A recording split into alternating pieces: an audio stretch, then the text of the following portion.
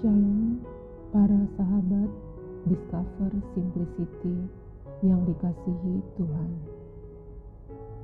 Pada kesempatan kali ini, izinkan kami berbagi kisah mengenai kisah jalan salib.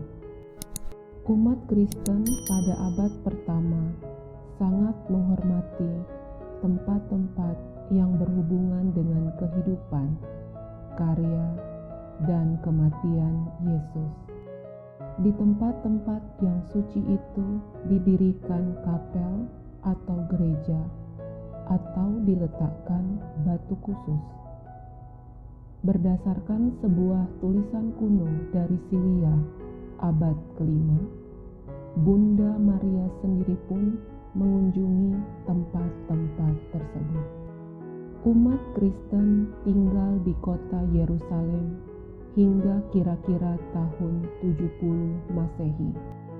Menjelang serangan tentara Romawi terhadap bangsa Yahudi, mereka melarikan diri. Akibat serangan Roma, hancurlah Yerusalem serta bait sucinya. Serangan kedua yang lebih dahsyat dilancarkan oleh Roma pada tahun 135 Masehi. Di atas puing-puing Yerusalem lama, Roma mendirikan sebuah kota baru dan beberapa kuil untuk dewa-dewi mereka. Sesudahnya, semua orang Yahudi diusir dari Yerusalem dan dilarang berdiam di sana lagi. Dengan sendirinya, semua orang Yahudi yang beriman Kristen terpaksa meninggalkan kota itu. Mereka mengungsi ke berbagai negara tetangga. Nasib semua orang Kristen menjadi lebih baik pada awal abad keempat setelah Konstantinus menjadi kaisar Roma. Ia penguasa Romawi pertama yang berani mendukung umat Kristen. Ia memerintahkan bawahannya untuk mendirikan gereja yang indah di tempat Yesus pernah disalibkan dan dimakamkan. Gereja itu dikonsekrasikan pada tahun 335 Masehi dan dipandang sebagai gereja terindah di bumi zaman itu. Tidak lama sesudahnya, kota Yerusalem dan tempat-tempat yang dikuduskan oleh Yesus, Maria Bunda Yesus, dan para rasul mulai diziarahi oleh umat Kristen. Pada hari Kamis Putih, para peziarah dan umat Kristen yang tinggal di Yerusalem berkumpul di Taman Zaitun. Kemudian mereka secara bersama-sama mengenang sengsara Yesus dengan menyusuri jalan dari Taman Getsemani hingga Bukit Golgota. Inilah catatan pertama tentang awal devosi yang kini dikenal sebagai jalan salib. Mula-mula tidak ada perhentian-perhentian jalan salib seperti sekarang. Rute yang ditempuh dalam rangka jalan salib berubah dari waktu ke waktu. Malahan, masing-masing kelompok umat menawarkan sejumlah perhentian berbeda dan menetapkannya pada lokasi yang berbeda pula.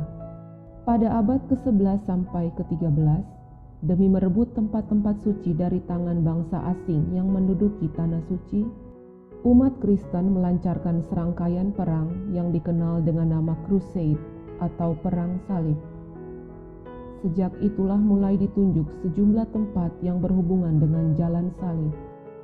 Sejak tahun 1320, Ordo Fransiskan OFM diangkat sebagai ordo yang secara resmi wajib melindungi semua tempat suci di tanah suci. Sejak itu OFM rajin mempopulerkan devosi jalan salib, lebih-lebih karena Santo Fransiskus Assisi mengalami stigmata. Para biarawan Fransiskan mulai menetapkan nama dan tempat perhentian pada jalan salib. Mereka biasa memulai kebaktian jalan salib di Bukit Golgota dan mengakhirinya di istana yang dulu ditempati oleh Pilatus. Jumlah perhentiannya agak banyak. Dulu ada perhentian di tempat Yesus dicambuk, Yesus dimahkotai duri, Yesus diperlihatkan kepada rakyat oleh Pilatus, dan lain-lain. Sejak abad ke-16 rute jalan salib dibalik, sehingga gereja makam suci di Golgota menjadi perhentian yang terakhir. Pada abad ke-17 tahun 1731, Paus Clemens ke-12 baru menetapkan jumlah dan lokasi perhentian jalan salib secara definitif. Sampai sekarang, jalan salib menjadi salah satu kebaktian utama para peziarah di Tanah Suci.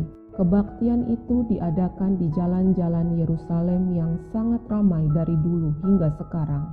Oleh karena itu, kebanyakan peziarah memilih untuk melakukan jalan salib ketika masih sangat pagi, agar terhindar dari berbagai gangguan pada jam-jam ramai. Ibadat jalan salib juga kini menjadi bagian tak terpisahkan dari tempat-tempat peziarahan Katolik. Dalam perkembangannya, devosi ini dilaksanakan tiap hari Jumat Minggu berjalan pada masa pra-Paskah. Dan puncak devosi ini ada di Jumat Agung. Jumat Agung adalah peristiwa puncak dari jalan salib dan termasuk dalam Tri Hari Suci, yakni Kamis Putih, Jumat Agung, dan Sabtu Suci. Jalan salib sendiri merupakan gambaran jam-jam terakhir Putra Allah, yakni Yesus Kristus, saat berada di dunia. Dengan kata lain, doa ini berfungsi sebagai pengingat akan penderitaan Yesus yang harus mengorbankan dirinya demi keselamatan manusia. Dari 14 perhentian jalan salib, hanya 8 diantaranya yang tertulis dengan jelas di Alkitab. Perhentian 3, 4, 6, 7, dan 9 tidak tertulis secara implisit di Alkitab. Untuk memberikan versi yang lebih tepat, sesuai dengan yang tertulis di Alkitab, Paus Yohanes Paulus II memperkenalkan versi baru yang disebut Scriptural Way of Cross, atau jalan salib menurut Alkitab, pada Jumat Agung tahun 1991. Pada tahun 2007, Paus Benediktus ke-16 menyetujui versi ini dan dapat dipakai dalam meditasi dan perayaan dengan urutan sebagai berikut. Pertama, Yesus di Taman Getsemani.